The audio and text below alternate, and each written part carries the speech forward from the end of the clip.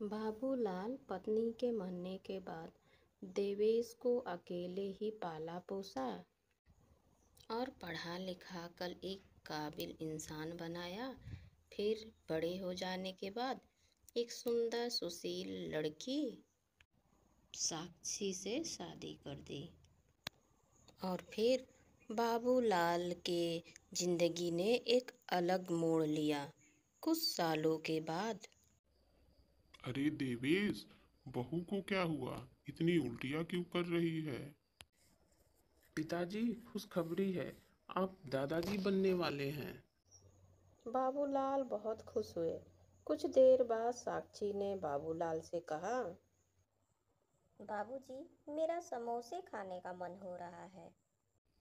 थोड़ी देर रुको, मैं तुम्हारे लिए बिना आलू के समोसे बनाकर तैयार कर देता हूँ।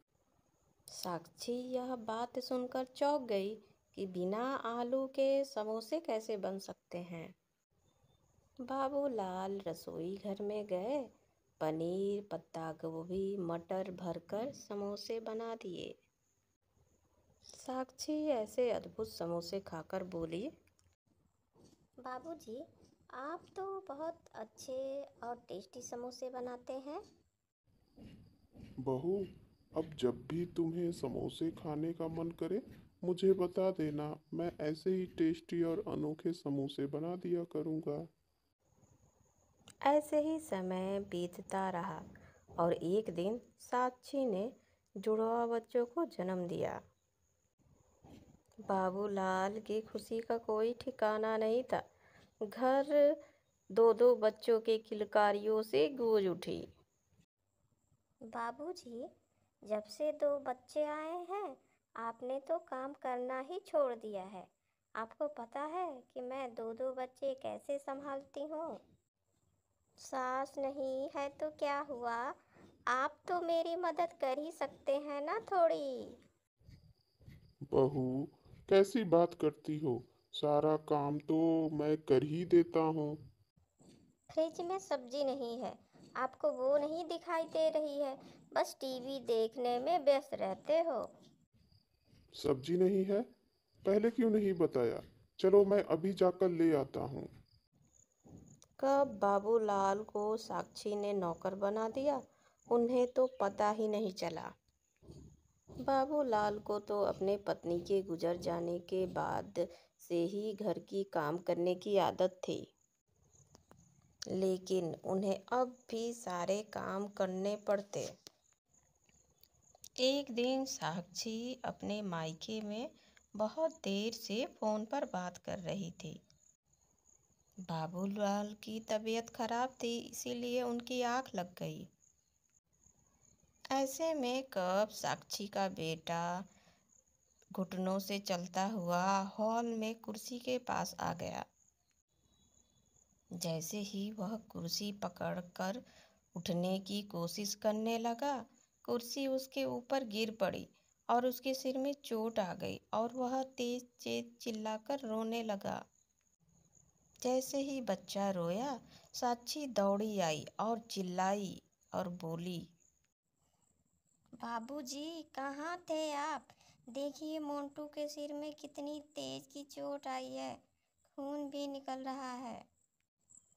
इतना भी आपसे नहीं हो सका कि बच्चे को संभाल सकें। बहू, मेरे सिर में बहुत तेज का दर्द था, इसीलिए मेरी आंख लग गई। सोए थे या सोने का जानबूझ के नाटक कर रहे थे?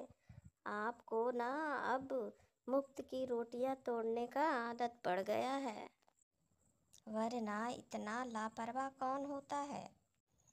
ये सुनते ही बाबूलाल के पैरों तले जमीन खिसक गई। मुफ्त की रोटियां? ये बहू कैसी कैसी बातें कर रही है? अब मैं इतना ज्यादा सब सुनकर यहाँ पर कैसे रह सकता हूँ? मैं यहाँ एक पल भी नहीं रुकूंगा। यह सुनते ही वह घर से निकल गए। वह सोचने लगे कि इतने दिनों से उन्होंने बस मुफ्त की रोटियां खाई हैं, अब उन्हें मेहनत का रोटी खाना चाहिए। यह सोचकर वह शहर में अपने एक पुराने मित्र मोहन के पास गए, जिसकी हलवाई की दुकान थी। सोहन अपने पुराने मित्र को देखकर बोला, अरे बाबूलाल, तुम! कितने सालों बाद तुमको देखकर कितना सुकून मिला है। क्या बताऊं? और बताओ, कैसा है? तू तो गांव छोड़कर यहाँ शहर में बस गया। तुझे तो मेरी कभी याद आई ही नहीं। खैर छोड़, मुझे मदद की जरूरत है। मैं कुछ काम करना चाहता हूँ। अरे, ऐसे ही क्या आन पड़ी? बाबूलाल ने अपनी सारी बात बताई तो सोहन ने कहा, अरे, मेरे रहते हुए तुझे चिंता करने की कोई ज़रूरत नहीं है। तू आज से ही यहाँ बिना आलू के समोसे बनाना तैयार कर दे। सामान मेरा रहेगा और आमदनी आधी आधी कर लेंगे, समझा? ऐसा समझो डूबते को तिनके का सहारा है। बाबूलाल ने बिना आलू के समोसे बनाना तैयार कर दिया। पहली बार बिना आलू के समोसे खाने के लिए पब्लिक तो टूट पड़ी। पहले दिन ही बम्पर बिक्री हुई। आज बाबूलाल गर्व से कह सकते हैं कि वह किसी के टुकड़ों पे कुत्तों के जैसे पलने वाले नहीं हैं। मेहनत कर कर खा सकते हैं। बिना आलू के समोसे ने शहर भर में धूम मचा दी। 6 महीने में बाबूलाल ने अच्छा पैसा कमा लिया, अपना खुद का दुकान खोल लिया। सोहन को दुख तो हुआ, लेकिन दोस्त के लिए सब कुर्बान था। उधर देवेश ने घर पर आके अपने बाबूजी के बारे में पूछा था। साक्षी ने बताया वह अपने आप बैग पैक करके हरिद्वार चले गए हैं। 10 दिन भी कोई बाबूजी की खबर ना पाने पर देवेश को चिंता होने लगी। उसने उनको बहुत खोजा, लेकिन उनका कहीं पता नहीं चला।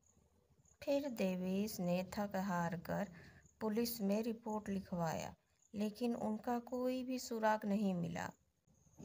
और थक हार कर देवेश ने उनको खोजना ही छोड़ दिया। मगर फिर भी न जाने क्यों उसकी आंखें दरवाजे पर ही लगी रहती थी।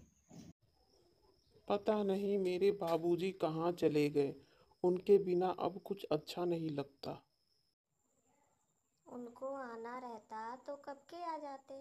तो आप क्यों उनके चिंता में भूले जा रहे हैं? क्योंकि वो मेरे बाबूजी ही नहीं, माँ भी थे। आज मैं जो कुछ भी हूँ उनके वजह ही से हूँ। ये कहते हुए देवेश की आंखों से आंसू आ गए। कुछ समय बाद देवेश को किसी काम से बाहर जाना पड़ा। वहां जाकर वह बिना आलू के समोसे के बारे में सुना। यह सुनकर के उसको अपने पिताजी की बहुत याद आई, क्योंकि उसके पिताजी भी ऐसे ही समोसे बनाते थे। उसने सोचा, भूख लग रही है, क्यों ना वह समोसे ही खा ले। वह बाबूलाल के दुकान में गया और भीड़ में सबसे पीछे खड़ा होकर अपने नंबर आने का इंतजार करने लगा। जब उसका नंबर आया तो वह अपने बाबूजी को देखकर चौंक गया और हैरानी से पूछा, बाबूजी, आप यहाँ कैसे? देवेश बेटा, तुम यहाँ कैसे? देवेश रोते हुए उनके गले लग गया और बोला, बाबूजी, मैंने आपको कहाँ कहाँ नहीं ढूंढा और थाने में भी रिपोर्ट लिखवाई, लेकिन आप यहाँ इस समोसे की दुकान पे। बाबूलाल ने उसके आंसू पोंछते हुए कहा, बेटा, बहू ने कहा था कि बाबूजी तुम्हें मुफ्त की रोटियां खाने की आदत पड़ गई है। भला इतनी बड़ी बात कैसे सहन करता? बस घर छोड़कर चला आया।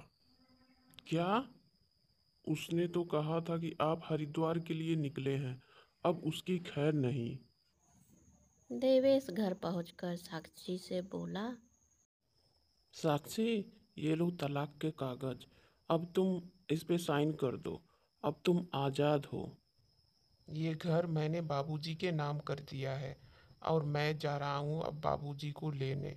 मैं और बाबूजी इस घर में रहेंगे। और बाबूजी हरिद्वार नहीं गए हैं, मुझे मिल गए हैं। अब उन्होंने मुफ्त की रोटी खानी छोड़ दी है। समझी कुछ? तुमने क्या कहा था बाबूजी से? इसीलिए मैं तुमको तलाक दे रहा हूँ। निकल जाओ मेरे घर से। मैं और मेरे बाबूजी इस घर में रहेंगे। तुम्हारी कोई जगह नहीं है यहाँ पे। और बिना आलू के समोसे बनाकर खूब नाम कमा रहे हैं। यह सुनकर साक्षी का खून पानी हो गया और वह डर के मारे कांपने लगी। डरो मत, जल्दी से साइन करो, मुझे बाबूजी को लेने जाना है। साक्षी हाथ जोड़कर बोली, देवेश, मुझे माफ़ कर दो। मैंने ऐसा नहीं सोचा था कि मुझे अपनी गलती की इतनी बड़ी सज़ा मिलेगी। मुझे बाबूजी के पास ले चलो देवेश, मैं उनके पैरों में गिरकर माफ़ी मांग लूँगी। देवेश ने उसे मारने के लिए हाथ उठाया ही था कि देवेंद्र आकर उसका हाथ पकड़ लिया और बोले, बेटा, हमारे घर में औरतों पे हाथ नहीं उठाते, उनकी इज्जत करते हैं। मुझे डर ही था कि तुम कोई गलत कदम जरूर उठा लोगे, इसलिए पीछे पीछे चला आया। बाबूजी, मुझसे बहुत बड़ी गलती हो गई। आपके जाने के बाद मैंने आपके अहमियत को समझा। अब मैं आपको कभी कुछ काम करने नहीं दूंगी। अब कहीं नहीं जाने दूंगी। अब माफ़ कर दो बाबूजी। बाबूलाल ने उसको माफ़ कर दिया और देवेश को भी माफ़ करने के लिए कहा। सुलह हो गई और बाबूलाल वापस जाने लगे। देवेश ने जब रुकने के लिए कहा तो देवेंद्र ने कहा कि उसके बिना आलू के समोसे बहुत मशहूर हो गए हैं, ग्राहक उसको खोजते होंगे, इसीलिए उसको वहाँ से जाना होगा।